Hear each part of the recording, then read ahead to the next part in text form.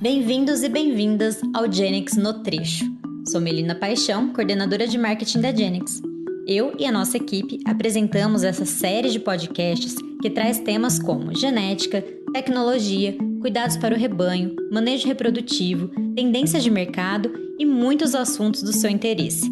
Ao lado de grandes especialistas, eu tenho certeza que esse podcast vai agregar muito no seu negócio. Acompanhe a gente também nas nossas redes sociais, @Genix Brasil. E aí, bora com a Genix?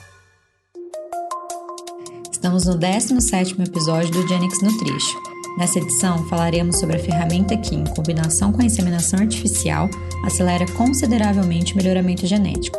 Vamos conversar sobre embriões e fertilização in vitro. E ninguém melhor que o Douglas Gatkowski, especialista em biotecnologia e sócio-fundador da CPEX Embriões, para trazer informações de ponta para a gente.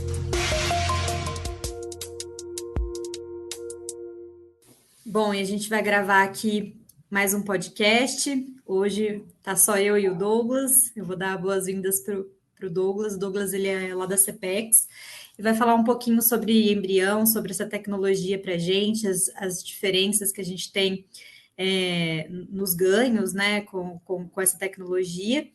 E já vou começar aqui perguntando para ele dar uma contextualizada. Douglas, a gente, numa fazenda, né, a gente tenta buscar sempre as gerações superiores, e a gente tem diferentes velocidades para conseguir isso, né? Pensando nas diferentes tecnologias que a gente adota aí num rebanho. Aí eu queria que você primeiro se apresentasse aqui, desse um oi para o pessoal, e depois já começar a falar um pouco, fazer uma introdução aí dessas diferenças, como que se dão esses ganhos, enfim, é com você aí, já de cara. Oi, Melina, tudo bem? Como é que tá? Melina, obrigado aí pelo convite, tá participando aí desse podcast. A gente é com a missão aí, sempre o desafio de levar um pouco mais de informação, né, para o nosso amigo criador, para a equipe de vendas, né, toda a equipe da Genix aí. Então, para a gente é uma enorme satisfação da CPEX estar levando essas informações e os conhecimentos, né? Então, a gente tenta distribuir o máximo aquilo que a gente não sabe, a gente busca aprender e corre atrás das informações, né? A gente, na CPEX, hoje tem uma plataforma de dados bem parruda, né? Então, a gente tem um volume de dados, a gente vem investindo, já investiu bastante, né, na coleta de dados, porque, de fato, hoje a gente considera um dos maiores patrimônios nossos é a informação, né? Então, a informação é muito importante para a gente ganhar performance, né? Então, a gente melhorar os resultados. A FIV, ela tem um histórico, né, assim, de vários desafios, né? Então, a FIV começou, assim, comercialmente há, vamos dizer, uns 15 anos atrás, né? E antigamente que fazia mais em gado de pista, era, assim, um público mais fechado, né, mais concentrado, ficava mais nesses animais de exposição, e depois ela foi crescendo, principalmente por causa dos resultados, né? Então, ela vem ganhando performance, e hoje a gente, em algumas fazendas, consegue ter resultados muito satisfatórios que realmente põem a tecnologia para uso comercial, né? Realmente para pulverizar aí para todos os pecuaristas aí do Brasil e do mundo, né? Então, isso, de fato, que nos conseguiu chegar nesse momento que a gente está agora foi através das melhorias, né? E a coleta de dados é muito importante para isso, para a gente ir melhorando, né? Hoje a gente consegue trabalhar com os embriões, né? Embriões, acho que assim é uma ferramenta, né? Assim como um sêmen, de multiplicação genética, né? Então a gente também preocupa nem sempre um animal que é de embrião, filho de embrião, talvez ele não seja o melhor da safra. O que acontece é que a gente trabalha em cima de seleção genética, né? Então a gente busca esse melhoramento genético, então a gente vai acabar coletando somente as melhores vacas, então os melhores animais. Então, por que os animais, no geral, de embrião, de FIV, eles são os melhores da safra? Porque eles são filhos das melhores vacas. Então, nisso não tem muito segredo. A gente seguir um programa de melhoramento e selecionar, de fato, os melhores animais em cima daquele programa, ou daquela plataforma, ou daquela estrutura da fazenda, né, que a fazenda segue. Então, por isso que traz esse benefício. Então, esse é o ponto mais forte, ponto alto do embrião, né, é o que chama todos os pecuaristas a trabalhar com o embrião, é realmente essa alavancada genética que o produtor dá, né, que o criador dá. Legal, Douglas. Daí, né, o que a gente costuma falar é, né, regrinha básica, todo mundo já sabe disso, né, que a gente consegue trazer aí, não só com sêmen, no caso, né, a gente traz aí por meio dos touros, né, e quando a gente parte para fibra, para TE, a gente consegue, ao mesmo tempo, assim, né, trabalhar tanto um lado quanto o outro, né, então, claro, a gente consegue uma porcentagem aí, Um avanço, né? um avanço mais rápido, né. Isso. Você estava falando, né, que a técnica foi avançando e tudo mais, né, mas acredito, né, que o público principal da FIV e de transferência de embrião são os criadores de genética, né, quem normalmente faz ali faz genética. E quando vale a pena, né, começar aí com um trabalho com embriões, em rebanho comercial? Isso tem crescido? Como é que está o cenário? Ó, o público hoje, o público principal hoje, o que mais faz, né, transferência de embrião, de fato, são os criadores de genética. Então, eles, na verdade, eles não ficam sem mais, né? Não é que eles têm atração pela técnica, já é uma ferramenta utilizada na grande maioria. Quem não usa, inclusive os assessores, os programas percebem que vai ficando um pouco para trás, né? Então, quem não faz a transferência de embrião, porque realmente é isso, você alia a parte do macho e da fêmea, né? Você consegue pegar os melhores touros do mercado com as melhores vacas e vão dando uma safra de bezerros cada vez melhores. Então, os criadores de genética, isso já está bem consolidado, isso já é uma ferramenta bem consolidada dentro das fazendas e eles não ficam sem. Então, a grande maioria usa, né? E isso já está bem pulverizado. O que tem diferenciado, vamos dizer assim, nesses últimos 5 anos, é o pessoal que trabalha vamos dizer, com animais para carne, né? Animais, assim, produtores totalmente focados para a produção final desses animais, né? Que seriam ou animais de abate, fazendas que trabalham com animais de abate, confinamentos, pecuaristas que estão mais ligados no final da cadeia, né? Mais ligado com a carne, né? Com o mercado, do que os da genética, que são esses de base, que é o que a gente já está trabalhando bastante. Principalmente quando eles começam a evoluir, então evoluem muito na nutrição, evoluem muito no manejo. Então, quando o pecuarista ele evoluiu quase em todos os sentidos, ele começa a perceber que ele tem uma oscilação na safra de bezerros. Então, seja aquele que vai recriar, seja aquele que vai confinar, seja aquele que trabalha com cria também, ele percebe que as vacas dele não são iguais ou, assim, destoam muito, né? Então, vai ter vaca desmamando bezerro de 150 quilos e vai ter vaca desmamando bezerro de 250.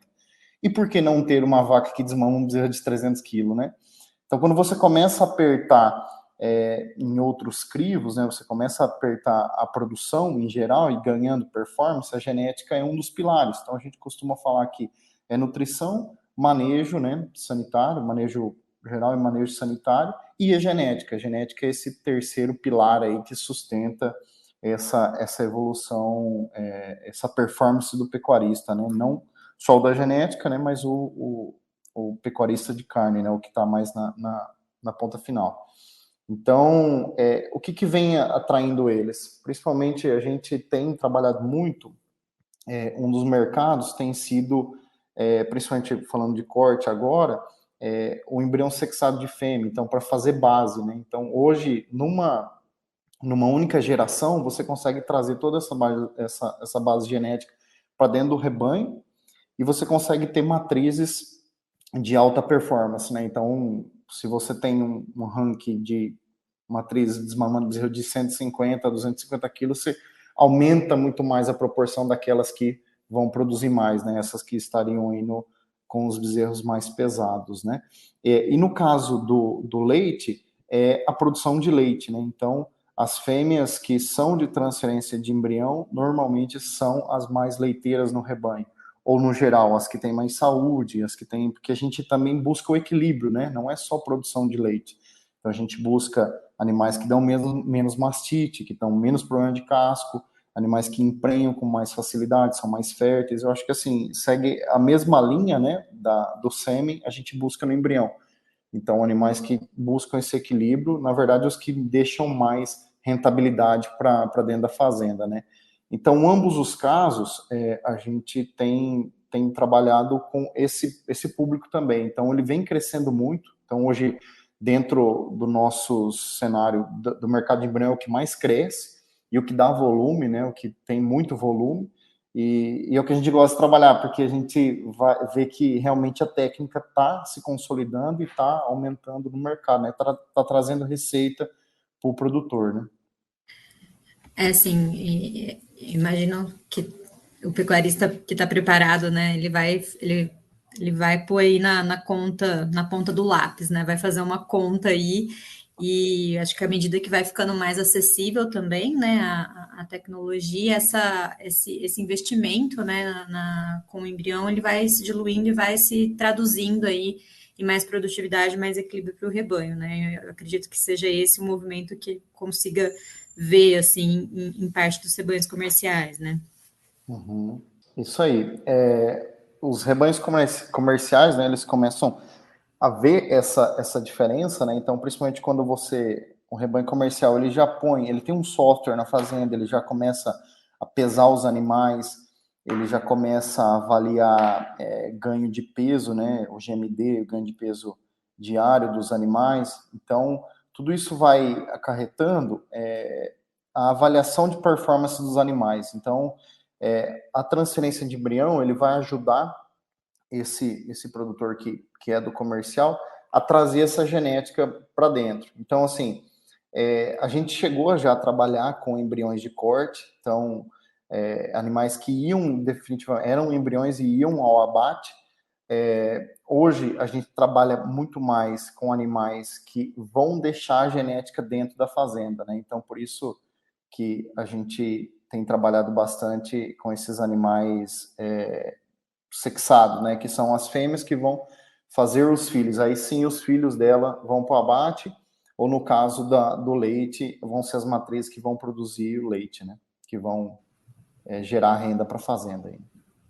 O Douglas, e partindo aí para o processo mesmo em si, né, na parte mais técnica, como é que é desde a escolha da genética e até a implantação propriamente dita aí dos embriões? Qual que é o passo a passo que a gente tem?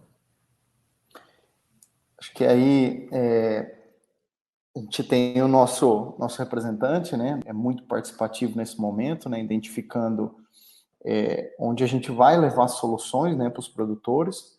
Então, ele vai fazer esse apanhado, né, da fazenda que está pronta para receber essa genética, né.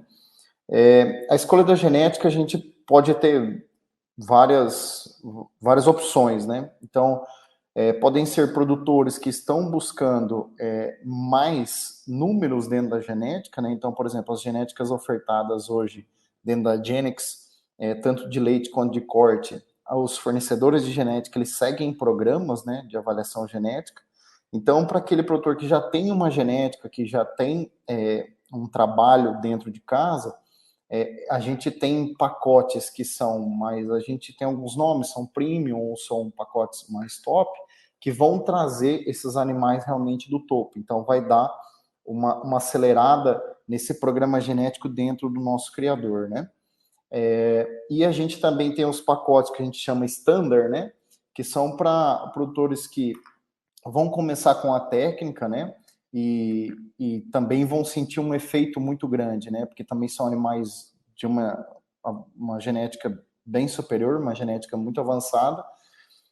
Só que talvez são animais que tenham um índice um pouco mais baixo. Então, são animais que eram top ano passado e esse ano ele caiu um pouco no ranking, só que ainda são muito consolidados, como alguns touros centrais. Hoje a gente vê que touros que são utilizados no comercial são muito bons.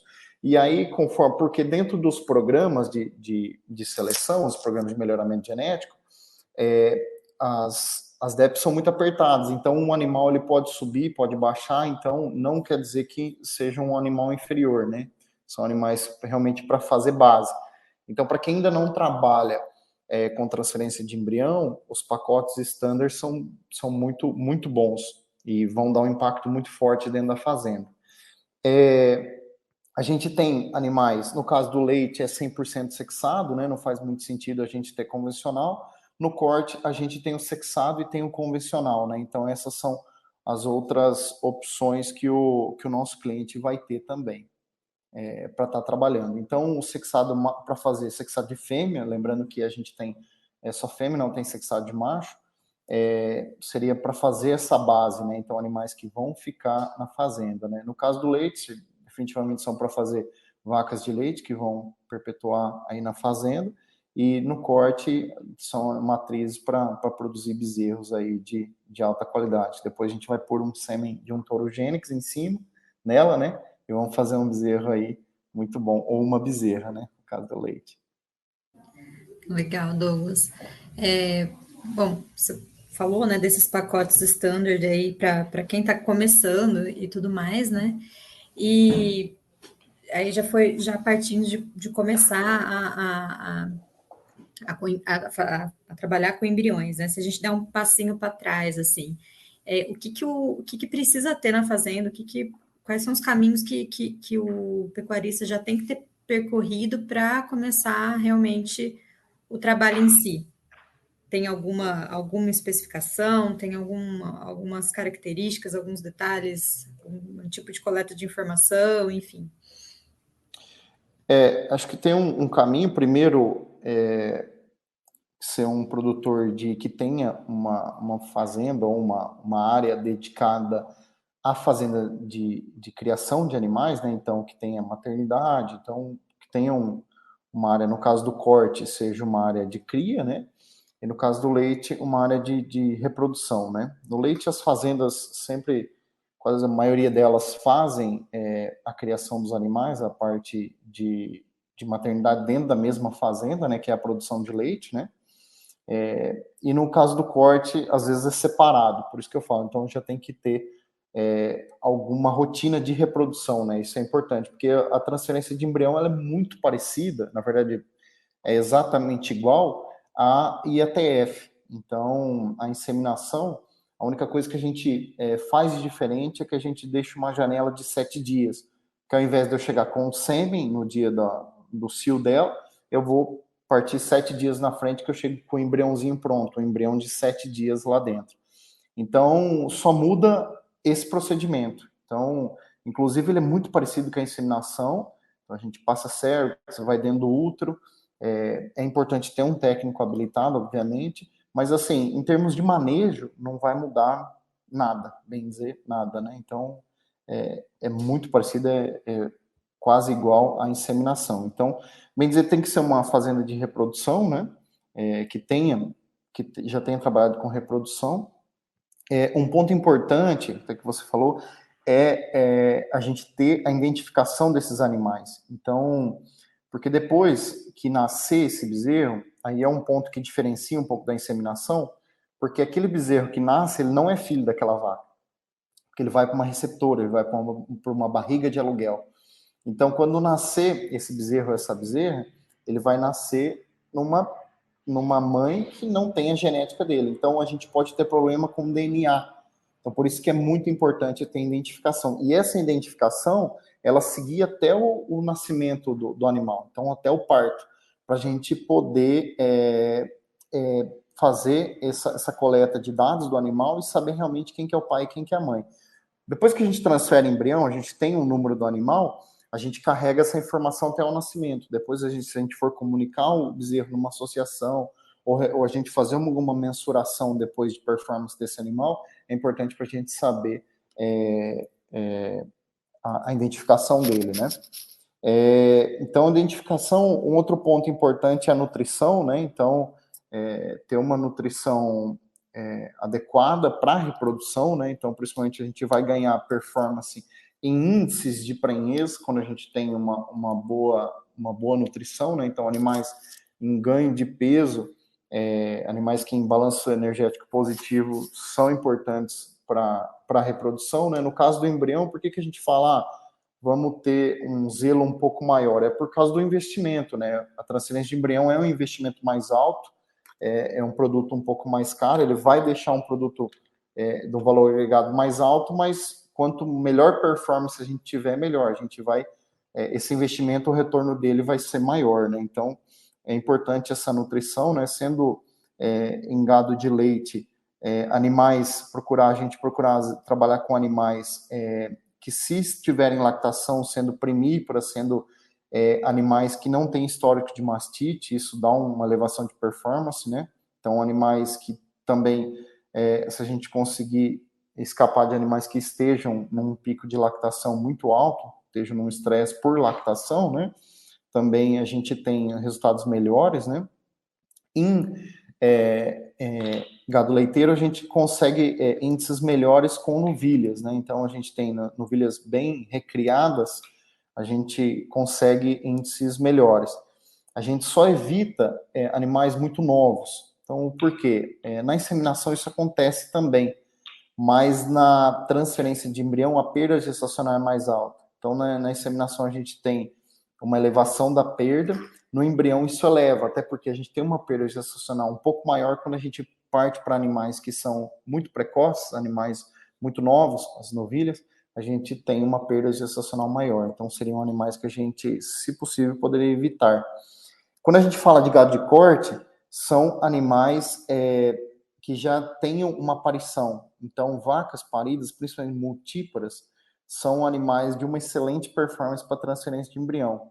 Então, a gente consegue índices muito bons em concepção e depois também em perda gestacional, animais que têm pouca perda gestacional. Então, esses são mais ou menos as categorias que a gente prioriza trabalhar, né? Um protocolo sanitário, então, fazendas que tenham um manejo sanitário adequado, né? Façam exames de brucelose, tuberculose, tenham vacinação de reprodução, né? Isso é muito importante, a vacina da reprodução, principalmente a vacina reprodutiva, né? Principalmente por perda gestacional, né? Isso diminui bastante as perdas, né? Então, de fato, assim, uma fazenda que tenha todos vamos dizer, os tripés para ser trabalhado com reprodução, né? Que seria a nutrição, né? O manejo, que entra em identificação, protocolo sanitário, né? E aí essa protocolo hormonal também, isso é um trabalho mais rápido, que vai acontecer nos dias da transferência, né? Mas isso, assim, quando a gente for trabalhar, a gente passa uma agenda, passa todo um cronograma e a gente vem orientando e trabalhando junto antes de transferir os embriões.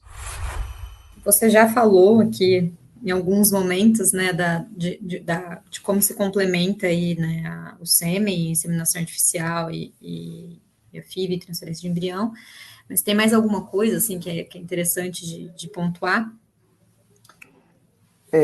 O que, assim, a gente começa a trabalhar algumas fazendas e aí o mercado, até as próprias fazendas começam a ver os animais nascendo, eles falam talvez de virar tudo para transferência de embrião, né? Que o mercado talvez avance para isso.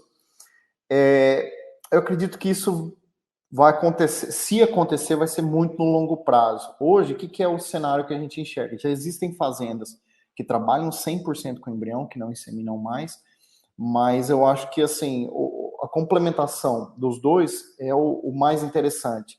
Então, principalmente quando você eleva bastante o nível genético dos animais, das fêmeas, você consegue trabalhar mais com inseminação. Então, vou dar um exemplo de alguns clientes que a gente trabalha hoje, onde está o programa de reposição, onde se faz reposição dos animais que vão reproduzir dentro da fazenda, aí é feita a transferência de embrião. Onde são animais que vão para o abate final, que vão para o rebanho comercial, esses já são de inseminação.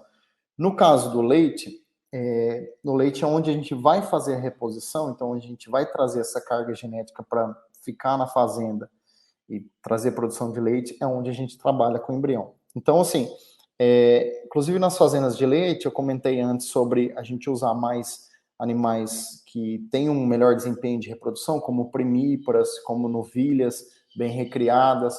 Então, eu consigo fazer mais bezerras, né? Até porque a gente usa só sexual de fêmea, né? E aí fazendo essa base genética, né? Inclusive, onde a gente trabalha, a gente leva essa carga genética, então o cliente ele adquire a genética Genex, né?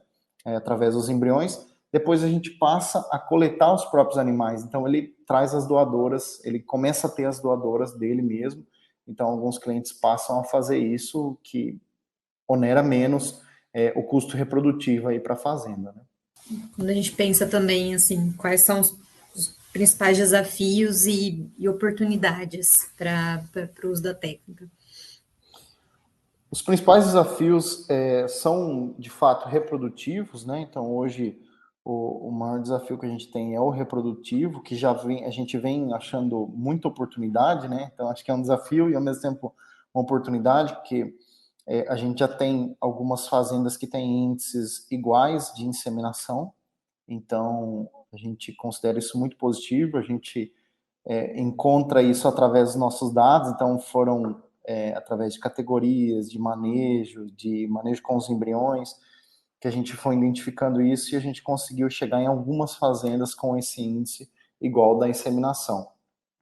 Não é geral, no geral a gente percebe uma perda gestacional um pouco maior, né, com os embriões, e aonde a gente identifica que pode ter um problema maior, a gente já também orienta o produtor para que a gente tenha índices aceitáveis, né? Então, hoje a gente tem perdas aí gestacional dos 30 até o toque final aí na casa dos 15%, né? Então, quando a gente identifica uma categoria, um protocolo sanitário, protocolo hormonal que a gente vá elevar isso daí, que vá passar, por exemplo, dos 20%, a gente já dá um alerta para o produtor e a gente tenta organizar para ficar baixo. Mas a gente tem, por exemplo, fazendas que tem 5% de perda gestacional. Então, tem um cliente nosso também lá no Mato Grosso que ele tem, que ele fechou 50%, fechou 49%, uns quebradinhos, né, para ser mais assertivo aqui, fechou da transferência ao nascimento com 60 dias. Então, assim, é um índice muito, muito bom, né? Um índice que solidifica a técnica para ser trabalhado dentro da fazenda. Então, os desafios são mais reprodutivos, né? As oportunidades são gigantescas. Então, assim, os animais de embrião, quando a gente tem um programa de melhoramento genético dentro da fazenda, a gente percebe que os animais de embrião, eles entram em 70%, no geral, uns 70% deles, 70% a 80% deles entram no top do programa da fazenda ou dentro do programa geral. Então, assim, ele eleva muito a régua genética da fazenda, né? Então, eleva a fazenda no geral. Então, esses animais, de fato, eles nascem de animais que seriam receptoras ou animais que seriam fundo da fazenda, né? E eles param em animais que vão ser cabeceira, que vão estar lá no top da genética. Então, esses números eu falo 70% sendo bem conservador. Muitos dos nossos clientes têm 80%, 85% desses nascimentos entrando no top do programa genético, seja qual ele for, né? Independente do programa genético, a gente vê esse número no geral. Então, com isso, o cliente ganha, no caso do cliente de corte, ganha mais carne, né? E ganha, no caso do cliente de leite, ganha mais leite. Então, não só em produção, né? Mas eu digo assim, nos índices gerais, né? Uma eficiência geral, vamos dizer, seria que o produtor busca um retorno maior com esses animais. Talvez até com menos animais, mas com uma eficiência maior. Quando a gente fala de receptora, você falou que, né, poderia ser ali o fundo da fazenda, né? Mas tem algumas características e alguns pontos que a gente precisa observar dessa receptora também. Foi legal essa sua pergunta, porque até traz uma correção para mim, né? Porque quando a gente fala o fundo da fazenda, não seriam animais fundo de Não, genética, né? não Então, fundo de descarte, né? fundo de descarte. Porque às vezes você tem animais que têm problema de aleitamento, tem animais que têm problema de parição, então tem algum envolvimento que pode diminuir a performance desse bezerro, né? Então, não seria esse fundo, seria o fundo de genética, né? Então, no caso do corte, seriam animais que dão bezerros mais leves, né? Animais que definitivamente não está por aleitamento, né? Está por genética mesmo, ou que animais que têm uma pontuação menor dentro do programa genético, ou no caso do leite, né? Animais onde tem algumas coisas que já fazem genoma, né? Então, a gente transferir em novilhas que têm uma pontuação menor, ou novilhas filhas de vacas que teriam uma produção menor de leite, né? Então, o produtor conseguindo identificar esses animais que vão deixar um retorno menor ali dentro da fazenda, a gente pode estar utilizando elas para transferir esses embriões, né? Bom, e durante sua explicação, você já foi falando, né, aí as diferenças entre leite e corte quando a gente está falando de embriões. Mas você acha que ainda tem alguma consideração desse comparativo que é importante de fazer? A diferença que a gente encontra nas duas aptidões, né, é que no leite a gente tem uma taxa de descarte menor, né, então os animais têm uma quantidade menor eliminada, ele fica por um tempo maior, né, no rebanho, então ele vai deixando filhos, ele vai deixando essa genética, então acho que assim, é muito importante a genética no rebanho de leite, né? Porque o animal vai ficar um tempo maior. Quando você transfere embrião, você tem uma absorção maior disso daí. Então, quanto mais o rebanho de leite ir transferindo, ele vai deixando mais essa genética. A gente vai ter uma absorção de uma genética maior dentro desse rebanho, que é muito importante, né? Então, muitas das vezes um sêmen, um embrião que você transferiu hoje, ele vai ficar refletindo por 10, 15 anos ali dentro do rebanho. O que no corte, se a gente tiver algum erro ou tiver algum animal que não tem muita aceitação, a gente pode descartar, porque um dos produtos do corte é o animal descartado, né? Então é necessário, para a gente fazer carne, a gente precisa descartar os animais, né? Seria basicamente isso. Então os animais que são enviados a abate. O que também, se a gente ficar descartando muito a nossa base genética, né? A gente vai ter problema em produção. Então, por isso que no rebanho de corte também tem se utilizado bastante o sexado de fêmea por conta disso, para ter uma absorção maior dessa excelente qualidade genética, né? Então a gente deixar fêmeas ali que vai ficar produzindo por 8 anos, 10 anos, bezerros de extrema qualidade.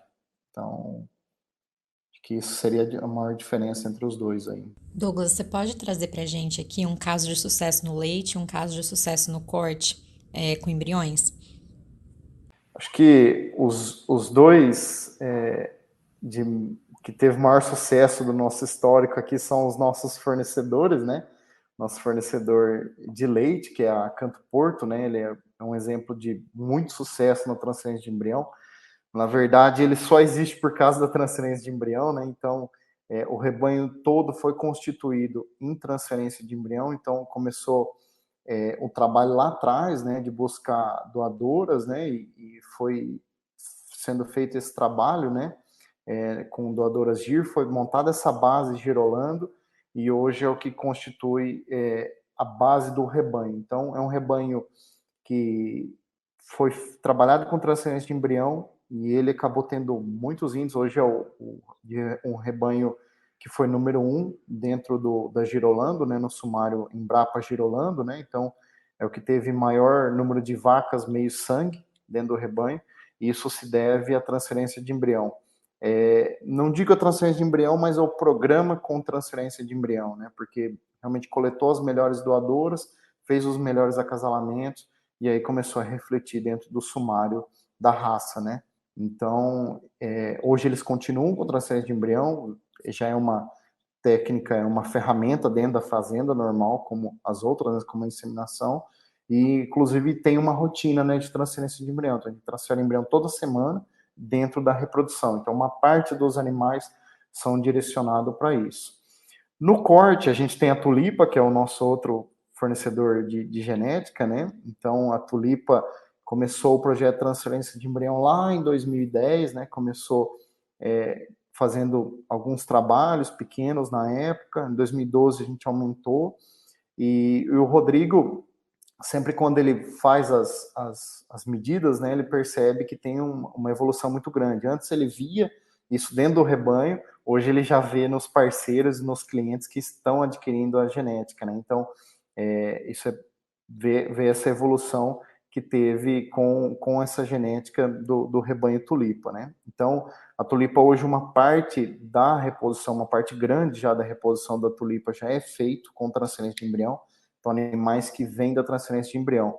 E o Rodrigo tem alguns parceiros, né? A Tulipa tem alguns parceiros, um deles é a Vertente, que está no Mato Grosso do Sul, que transfere 8 mil embriões por estação de monta, né? Então, é um case de sucesso que a gente tem. A gente teve muitos desafios lá. Por que eu considero um case de sucesso hoje? Porque lá a gente teve bastante desafio no começo, teve bastante problema com período gestacional, e foi uma junção entre consultoria, CPEX, Tulipa, a própria fazenda fazendo as adequações, né, para a gente conseguir os resultados que está tendo hoje. Então, hoje, inclusive, não só o Rodrigo, mas essa fazenda já adotou a transferência de embrião como uma parte da reprodução da fazenda. Então, esses são os nossos 2 cases de sucesso, né, 2 exemplos aí de sucesso com transferência de embrião, são no corte e no leite, a Tulipa e a Canto Porto. São dois bem conhecidos, né, no mercado e são case, então, para embrião também, que legal, bem bacana. Douglas, você tem, assim, fácil ou pelo menos em termos gerais, assim, do quanto que evoluiu, sei lá, em 10 anos, em quantidade, em qualidade, enfim, você está no mercado já faz um tempo, o que você vê, assim, de diferença e de ganho, se a gente comparar, sei lá, 10 anos aí de técnica? Eu não tenho esses números de cabeça agora para te falar. Teria que buscar aqui quais são esses números, mas eles estão publicados, né? A SBTE, que é a nossa associação da transferência de embrião, né? Que emite esses números, né?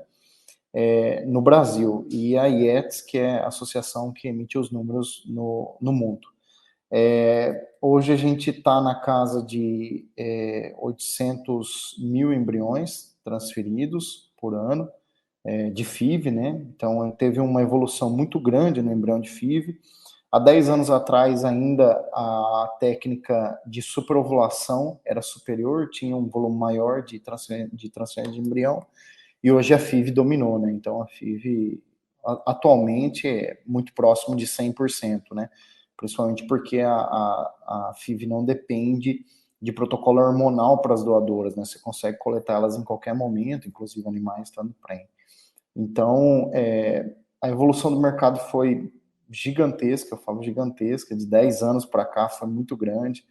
Eu posso estar falando o número errado, mas eu acredito que aí a gente cresceu umas 3 vezes o que era o mercado antigamente, principalmente por esses projetos de larga escala, né? Então, um ponto que a gente falou bastante aí na nossa conversa foi para clientes comerciais, né? Clientes que realmente vivem da carne ou do leite, né? Não vivem da venda de genética, né? Então, esse produtor, ele já tem confiança na técnica, né? E ele tem utilizado em larga escala. Então, foi isso que tem aumentado muito a técnica. Eu acredito que vai crescer cada dia mais. Então, principalmente esses últimos 5 anos, teve um crescimento muito, muito forte, muito forte. Depois eu posso até consultar esse número e trazer aqui para a gente, distribuir para quem tem dúvida, mas a gente cresceu muito no mercado. Então, graças à confiança nos resultados, né? A tendência, com certeza, é crescer mais ainda, né? Quanto mais vai aprimorando e mais acessível vai ficando também, né? Uhum. E junto com o ganho que é percebido, com certeza, daí tem só aumentar mesmo. Uma coisa que eu tenho assim percebido é quando o cliente, já aconteceu de clientes que a gente teve problema com resultados reprodutivos, né? Uma coisa que aconteceu, uma falha na fazenda, ou algum problema que a gente teve em viagem com esse embrião, algum problema que aconteceu, e não tivemos um índice tão bom. Depois que nasceu os bezerros, o cliente, mesmo assim, fala, não vou fazer mais a técnica, ele, depois que nasce os bezerros, ele liga de novo e fala, não tem como, ficar sem. Então, e é até legal, porque daí a gente adequa, a gente já viu os desafios, já viu o que a gente teve de problema, adequa, e normalmente a gente tem uma satisfação muito grande. Então, assim, de fato, eu não conheço nenhum cliente que, depois que nasceu os bezerros de embrião, ele tenha desistido da técnica. Então, assim, a gente vê muito essa evolução, né? Isso é muito satisfatório, né, para nós e para o cliente também, né, que vê a evolução e um ganho de performance dentro da fazenda, é que esses animais, eles são muito superiores, né? Então, ele, de fato, a gente vê quem já começou a transferir embrião não deixa nunca mais de transferir. Bom, e na hora da compra, né, por parte dos clientes, na venda, enfim, pelos representantes e tudo mais, quais são as diferenças principais, assim, entre vender e comprar sêmen e embriões, por exemplo? Na verdade, a mudança um pouco maior é que tem mais dúvidas, né, de mais informações. Então, a transferência de embrião tem um pouco mais de informações, né, um pouco mais de informações novas, vamos dizer assim, porque de fato é uma técnica nova, né? Muito comum a gente ver produtores que nunca tiveram nenhum contato, nunca ouviram falar, né? Assim, de mais informações e mais detalhes. Então isso é bem comum acontecer.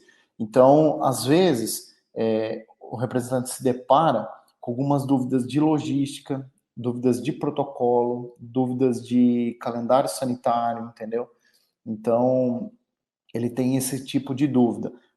Até eu falei no começo da nossa conversa que assim, o trabalho de reprodução com o embrião é exatamente igual ao de inseminação. Então, onde faz IATF, a gente consegue fazer transferência de embrião. O que a gente sempre tenta fazer é transferir embriões aonde tem um sucesso em inseminação.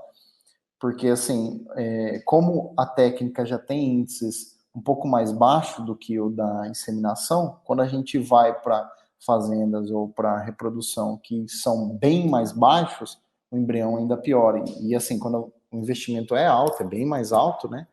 O investimento de transferência de embrião, aí a insatisfação pode ser alta do cliente, né? Então, mas no geral, seriam esses detalhes, né? Essas informações que às vezes não ficam, que assim, não tem chegado para o cliente, né?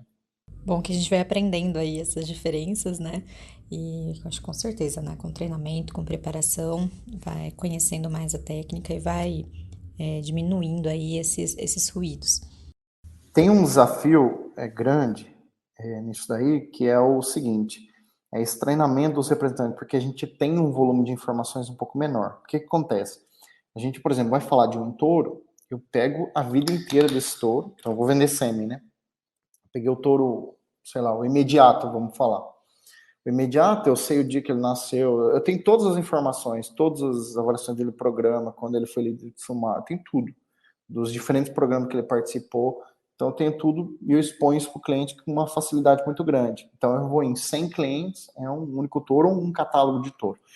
O que acontece com as doadoras? Então, uma doadora, você pega um touro, ele dá milhares de doses, né? Ou milhões, às vezes, alguns touros.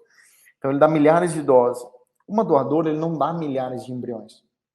Uma doadora, ela dá, em média, 6 embriões por coleta, 5, 6, dependendo da raça. Vamos pôr 5 embriões por coleta, uma vez por mês. Então, eu vou ter uma doadora, melhor das hipóteses, eu coletando todo mês 60 embriões no ano, entendeu? O que acontece? Numa venda vai embora todos esses embriões dela, entendeu? Então, o que acontece? Às vezes o cliente escolhe esse embrião dessa doadora, num outro momento eu não vou ter ela, entendeu? Então, tem muita, vamos dizer assim, muita flexibilidade de informação. Então, muitas vezes, eu quero ver o acasalamento, quero ver o número dela, entendeu? E aí o que acontece? Esse estoque ele vai baixando com rapidez, né? Então tem uma flexibilidade maior.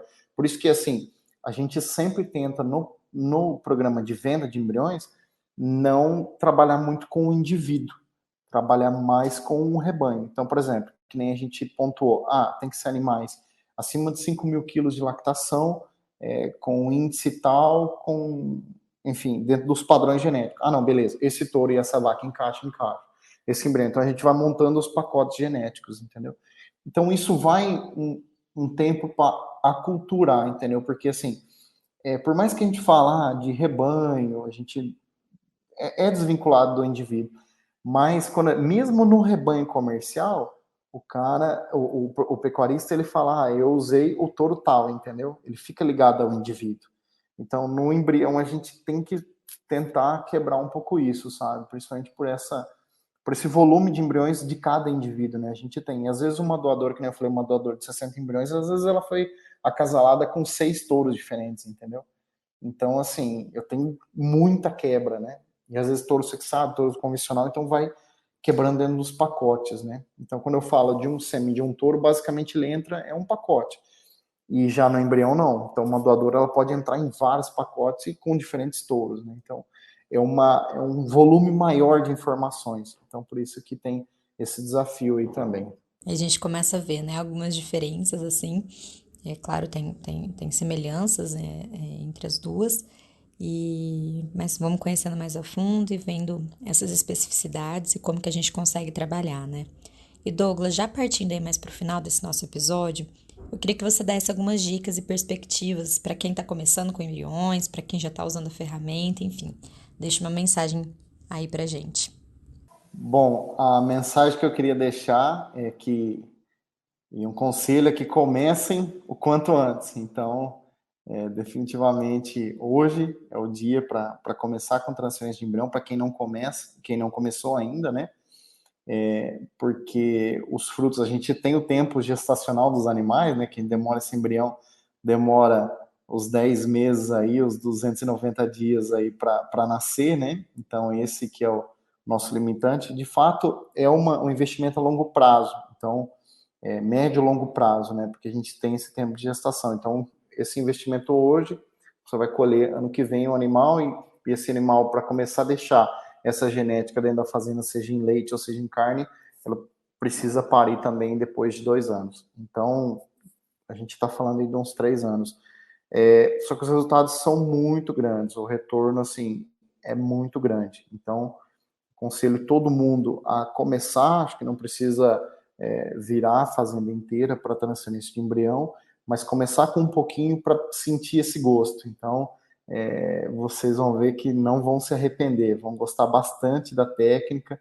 Como eu falei, eu nunca vi alguém que começou a transferir embrião, nasceu os animais e deixou de transferir embrião. Isso eu nunca vi. Todo mundo sempre dá sequência, a maioria faz uma parte da reprodução com embrião, né? 20%, 30%, 10%, 50%, algumas fazendas como uma parte da reposição. Quem quer crescer, transfere mais embrião, porque essa reposição, esses animais que vão entrando, são de transferência de embrião, que são animais de uma genética mais elevada. Então começa rápido, que você vai colher esses frutos mais rápido e cada vez você vai tendo um retorno maior. Muito bom, Douglas. Acho que é isso para esse primeiro podcast sobre embriões. Tenho certeza que a gente vai ter outras oportunidades aí de conversar em mais detalhe alguns subtópicos aí que traz a ferramenta, né? Mas no mais é isso. Eu queria te agradecer. Obrigada aí pelo seu tempo, pelas suas explicações. Acho que vai ser muito proveitoso. Muito obrigado você, Melina, pela oportunidade de a gente estar falando um pouco aqui.